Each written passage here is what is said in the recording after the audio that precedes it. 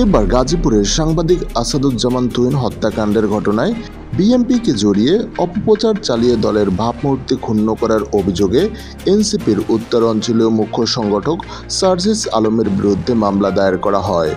মঙ্গলবার দুপুরে বাসন থানা বিএনপির সভাপতি তানভীর সিরাজ বাদী হয়ে গাজীপুরে অতিরিক্ত চিফ মেট্রোপলিটন ম্যাজিস্ট্রেট আদালতে মামলাটি দায়ের করেন।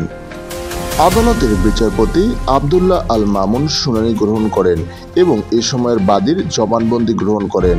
বাদীপক্ষের আইনজীবী সিদ্দিকুর রহমান জানান, সাংবাদিক আসাদুজ্জামান তুহিন হত্যার ঘটনা নিয়ে এনসিপির উত্তর অঞ্চলীয় মুখ্য সংগঠক সার্জিস আলম সামাজিক যোগাযোগ মাধ্যমে বিএনপিকে জড়িয়ে বিভ্রান্তিমূলক তথ্য দিচ্ছে। এতে বিএনপির ভাবমূর্তি ক্ষুণ্ণ হচ্ছে। ফলে অপপ্রচার আইনে সার্জিস আলমের বিরুদ্ধে গ্রেপ্তারি পরোয়ানা জারি করা হয়। তাই যে কোনো সময় গ্রেপ্তার হতে পারেন সার্জিস আলম।